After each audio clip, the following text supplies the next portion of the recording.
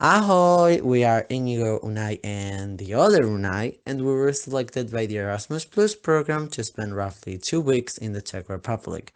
As with so many differences between both our and their lifestyles and its education system too, in this video we wish to explain them and mention what we particularly appreciated there in order to maybe improve our situation.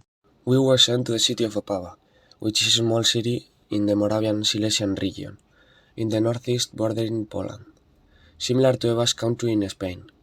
This area was very different from the culture of the Czech Republic, since most of the rest of the country belongs to the Bohemian cultural region, where the capital Prague is located. In contrast, our city was located in the Silesian cultural region, and similar to Euskal Herria, it was divided in two: Moravian Silesian region in CR, with Ostrava and a big industrial city like Bilbao as its capital, a city we went to, and Upper Silesia in Poland, which had Katowice and as its capital city, a city we visited too. Although the capital cities have changed in the 17th century, Slecce or Silesia was united and had Opava as the capital city. It is important to mention that although the cultural identity was different, many people were still very proud of being Czech, and there was no interest of obtaining autonomy or independence. However, when discussing the architecture of the city, there were not many examples of Silesian buildings. This is due to two main factors. As it was part of the Sudetenland, an area with a major Germanic population, many buildings resembled those of Germany, such as the main cathedral. In fact, Beethoven lived in Opava. The German population decreased, however, when Czechoslovakia became an ally of the Soviet Union. So most historical buildings were destroyed and replaced by typical communist building blocks. It's the city hall square, which is considered the limit between the historical and the ex-communist areas. Although the city lost most of the Silesian structures, the Silesian Museum and the City Hall were the greatest examples of the wonderfulness of Silesia. Lastly, to end the overall aspects discussion, it should be noted that their relationship with Slovakia remains great after their division. As a fun fact, many Slovaks actually watch the Czech dubbing in shows since the actors are considered better and both languages are almost identical. Their relationship with Russia, however, it's a whole different story. Most citizens clearly still hold remorse for their communist past, which is evidenced by the center-right almost always winning the elections. Furthermore, regarding the Russian invasion of Ukraine, not only has the government been very active, the flag of Ukraine was held in the city hall, but the people were also hugely determined to help the refugees. For example, many students from the school we went to who had a basic level of Russian volunteered to entertain the Ukrainian child refugees. And the immigration to CR from other ex-Soviet states was big too. We actually made 2 great trains from Kazakhstan. As we live in a globalized world, many aspects of Spain and the Czech Republic were very similar, but education was definitely not one of them. When being a child, it is almost identical, as they have primary education of 9 years, just as our LH and DBH lasts 10 years. The main difference is that in the Czech Republic, parents can choose when to start their kids' education, at the age 6 or 7, which means that in the same course, there are children of different ages. The real shift happened in gymnasium or high school. On the one hand, just as in Spain, there is FP in CR. Many students choose to study in economy, art or music school. The main difference, though, is that choosing that option in Opava was not looked down on. Discussing actual gymnasiums or high schools, there were also many differences. In Spain, students are offered a 2-year lasting college entrance exam. In Czech Republic, an actual education that lasts 4 years. This means that the marks obtained in high school do not affect the entrance in university. This allows teachers to be very flexible, as most teachers put texts according to the necessities of the time and not a precisely defined final exam. Some teachers go as far as to not put tests. They do have their own selectivity, but it's called maturita. only contains 4 subjects: Czech, which is written and oral part, Maths or English, written and oral also, and 2 optional subjects, only oral. At the same time, this test is not a college entrance exam, just a school leaving exam, in which is a 4 necessary. Marks go from 5 to 1, and the 1 is being the highest.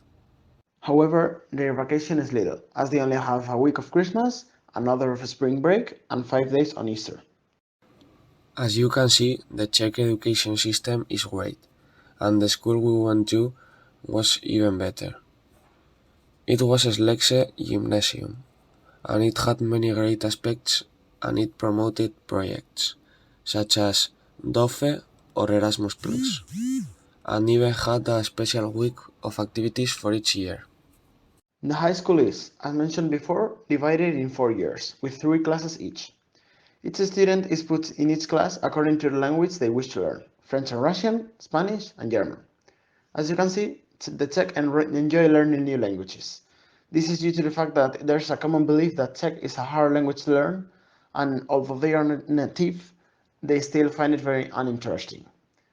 While we would not dare to say that Czech is boring, we did find it hard and only remember a few words such as the kuji or the rhythm. Instead of being put in a class, we had lessons with different groups, which was a very good idea since we got to meet many great people. At the same time, it allowed us to see what subjects the students take. Some of them are social studies, music, art, PE, chemistry, and so on. It should be noted that the level of specificity is lower than in Spain, as they must take music even if they wish to work as a dentist, for example.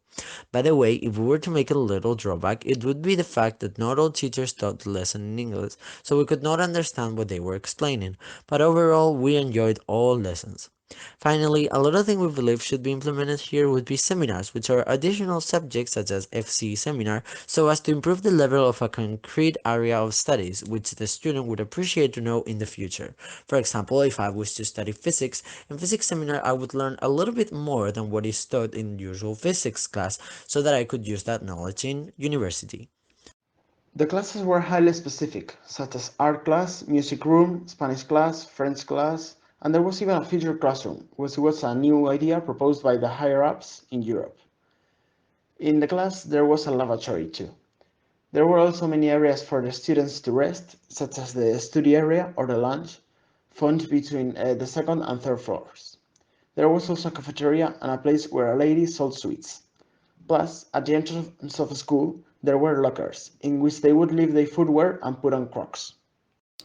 Of course, in the time we spent, we were able to meet many people, all obviously living very different lives, but we managed to find some similarities between them. Not everyone lived in the city of Opava. Many of the students were from small villages around the city, such as Neplakovice, Jalapvice, or Esteborice. Once you arrived in the city, to get to Slexe, first you had to go through Mendelevo, which was the rival school, although students from both got along very well.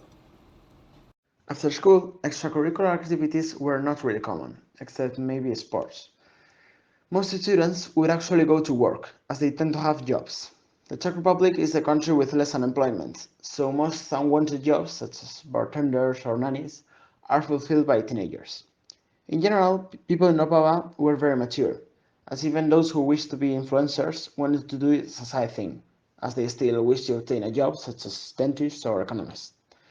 They were definitely hard workers who always got good marks to get into a prestigious university from Prague or Brno. To be fair though, we did find some issue in this. Most of the jobs they wished to have were usually related to earn a huge chunk of money. Lawyer in a big company, economist, or owning the family business, dentist, ophthalmologist, which is actually very different from Spain, as here most people know the career they wish to study, but not the type of job they will obtain with it. Another sad thing we found was that as an employment rate of CR is really low, which is obviously great, as a consequence, they had little to no empathy for those who did not have a home or got dragged, etc. They even had a park which they jokingly called the homeless park. On another note, Most boys, which weren't as much as there were mostly women in the school, were very keen on the military. They saw it as protecting their nation and wanted to join it later in life. Nearly all boys we met even practiced airsoft, a game that resembled war, similar to paintball, but much more realistic. Future careers aside, their homes were very cozy.